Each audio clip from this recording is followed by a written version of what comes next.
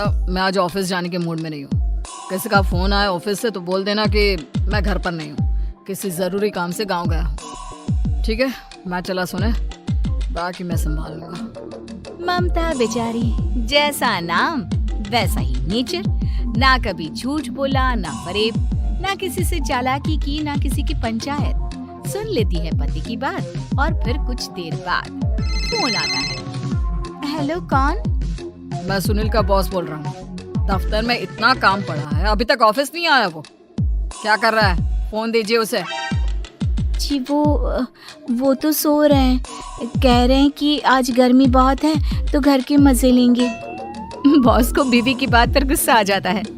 तो उसे बोल दीजिएगा कि अब घर में गर्मी के ही मजे ले, कोई जरूरत नहीं है यहाँ आने की। ये बोलकर बॉस फोन रख देता है। ममता सारी बात सुनील को बता देती है। न जाने किस बेवकूफ से पाला पड़ा है, समझ नहीं आता, तुम्हारे कारण मेरी नौकरी चली गई। अरे झूठ बोलने में क्या जा रहा था तुम्हारा? ममता को समझ में नहीं आ रहा था कि उसकी खता क्या थी। अरे जो है वही तो बोला। फिर एक रोज, अरे बहू, कहाँ है तेरा पति?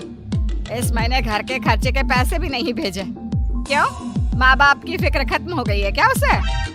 पाए लागू माँ जी, वो ये बोल रहे थे कि माँ को क्या है, घर का राशन, खेत का पैसा, मवेशी का दूध, फिर भी न जाने क्यों मेरे सर पर भार देकर बैठी है। तभी सुनील ममता के मुंह पर हाथ रख देता है। क्यों रे कलमुँह है, हटा बहू के मुंह से हाथ।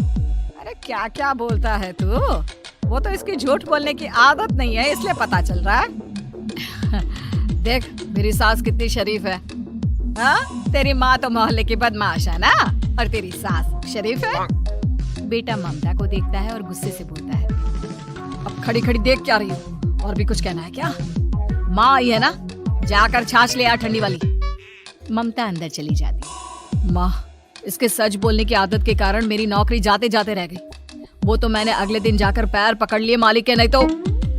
सब जानता है बहू की आदत नहीं है झूठ बोलने की, तो तू शांत क्यों नहीं रहता? क्यों उसे झूठ बोलने को बोलता है?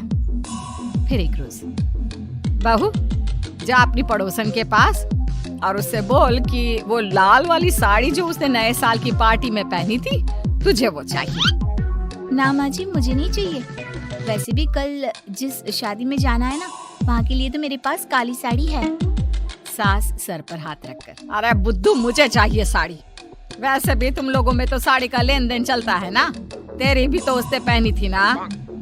हाँ माँ जी, वो क्या है ना, हम दोनों के कपड़े एक दूसरे को आ जाते हैं। मैं ले आती हूँ आपके लिए साड़ी। बहू पड़ोसन के पास जाती है। कैसी हो निर्मला, तेरी लाल साड़ी चाहिए थी। क्यों?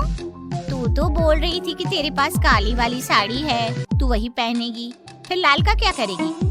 अरे मैं तो काली ही पहनूंगी, लेकिन मेरी सास ने देखी थी तेरी लाल साड़ी, वो नए साल की पार्टी में तूने पहनी थी ना, तो इसलिए वो मांग रही है। ये सुनकर पड़ोसन थोड़ा परेशान हो जाती है। एक ममता, तेरे लिए तो मैं एक बार को साड़ी दे भी देती, लेकिन तेरी सास के लिए नहीं। वो क्या है ना, तू तो जानती है कितनी गंदी आदत है तेरी सास की, खाया पिया सब कपड़े पर ही पोंछ देती है। मेरी लाल साड़ी बहुत महंगी वाली है, पता चले उस पर हल्दी तेल का निशान लगा हो। ममता घर आ जाती है खाली हाथ। ममता को देखकर, नहीं दी ना उसका लूटी ने साड़ी, अब आए तुझसे लेने तेरा सामान, अच्छे से बताती हूँ। माँ जी वो क्या है ना, मुझे तो वो दे रही थी, लेकिन आपके नाम पर नहीं दी। अरे किसने बोला था मेरा नाम लेने को? बोल देती तुझे पहनना है, लेकिन ना, तू तो ठहरी सच की देवी। न जाने सास क्या सोचती है और हंसने लगती है। अरे माँ, क्या हो गया? क्या सोचकर हंस रही है? याद है जब बहू को देखने गए थे?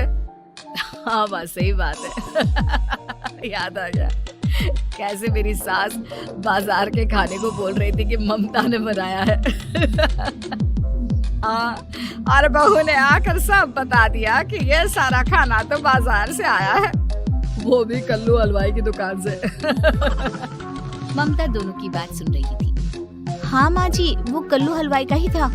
मुझे तो आज तक पता नहीं चला कि माँ ने क्यों कहा कि मैंने बनाया है।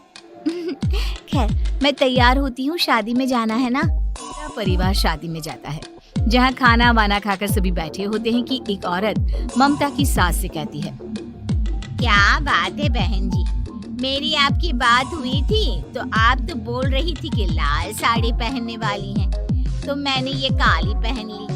पता होता कि आप लाल नहीं पहन रही हैं तो मैं ही अपनी लाल पहनाती।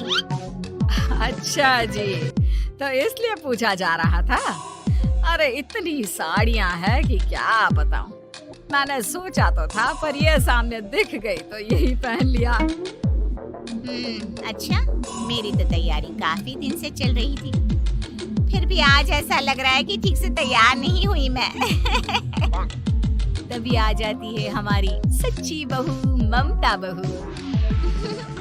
आंटी जी वो क्या है ना, पड़ोसन की लाल साड़ी माँ जी को पहननी थी, लेकिन आप तो जान जी की आदत, सारा खाया पिया कपड़ों पर ही पोंछ देती है, तो उसने साड़ी देने से ना ऐन वक्त पर मना कर दिया, तो अब इन्होंने ना मेरी साड़ी पहनी है। औरत ममता की सास को घूरती है, अरे मांग कर ही साड़ी पहननी थी क्या? हम जैसे तो खुद की ही साड़ी पहनते हैं, चलो चलते हैं। सास का गुस्सा अब ममता पर फूट पड़ता है। अरे क्या जरूरत थी ये बात सबसे कहने की? अरे घर की इज्जत का कोई ख्याल है कि नहीं तुझे? मैंने क्या बोल दिया माँ जी? मुझे क्यों डांट रही है? मेरी गलती क्या है? ममता को रोता देख सुनील आ जाता है। अरे माँ क्या हो गया? पता है ना शादी का माहौल है। सास सारी बात बेटी को बता देती है। देख रहा है तेरी बहू का हाल।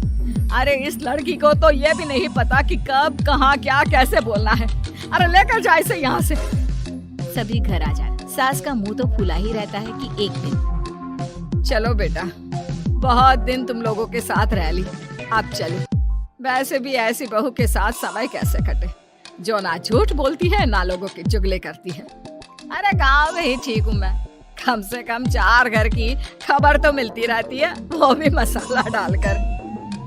कैसी बात कर रही है माँ? अभी तो आई है, रह जाना, कितना अच्छा लगता है तेरे रहने से घर।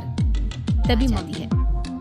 अच्छा लगता है, लेकिन आप तो बोल रहे थे कि न जाने कब तक रुकेगी, जाने का नाम ही नहीं ले रही। जाए तो कम से कम घर में थोड़ा सा फ्री सा तो फील करूं, यही बोल रहे थे कल माँ जी आपके लिए।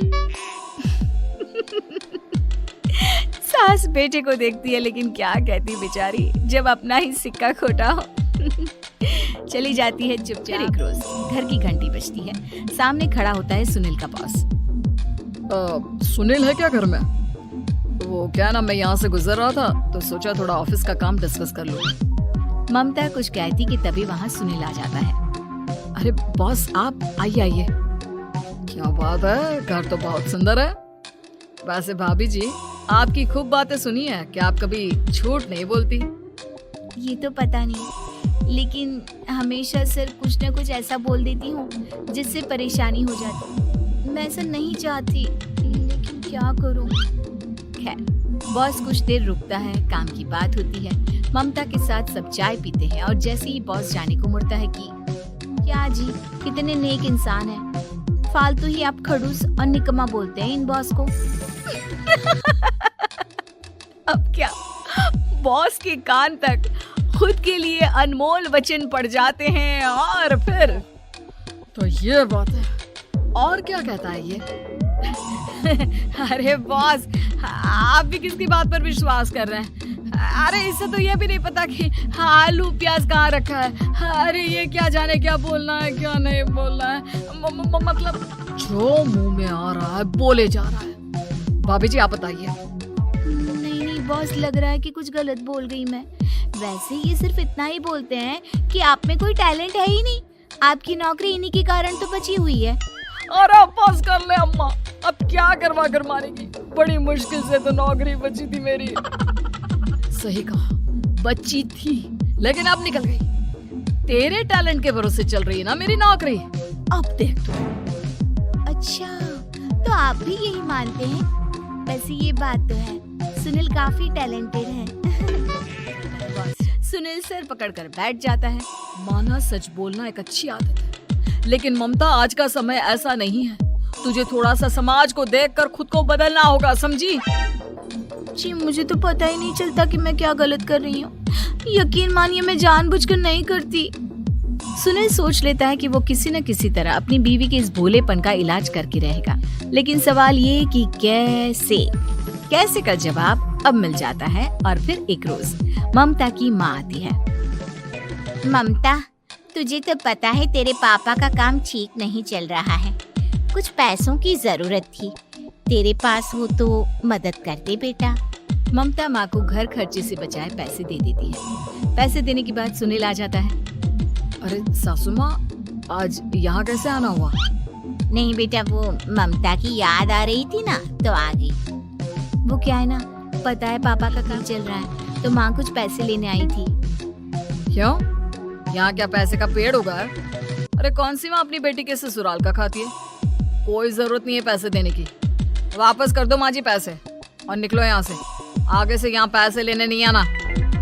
सुनील ये बोलकर निकल जाता है। उसके जाने के बाद, बेटा ममता, तूने मेरी बेइज्जती कराने के लिए यहाँ बुलाया था क्या? अरे छोटा सा झूठ बोल देती तो तेरी माँ की इज्जत बच जाती। लेकिन चलती हूँ मैं। सास बाहर जाकर बाहर खड़े सुनील से कहती है, तेरे कहने पर बेटा हमने ये नाटक तो खेल लिया, लेकिन उसका क्या असर होता है ये नहीं पता। थोड़ी देर बाद सुनील घर आता है। देखिए, मुझे मेरी गलती का एहसास हो गया है। मैं समझ गई हूँ कि सच कितना सच होता है और उसकी कीमत आज के समय में बहुत बड़ी है। माफ करना, मैं आज से सच कभी नहीं बोलूंगी। क्या? कभी नहीं? फिर क्या, दोनों मियाँ बीवी खुश रहने लगते हैं, क्योंकि बीवी को थोड़ी सी झूठ की आदत हो जाती है।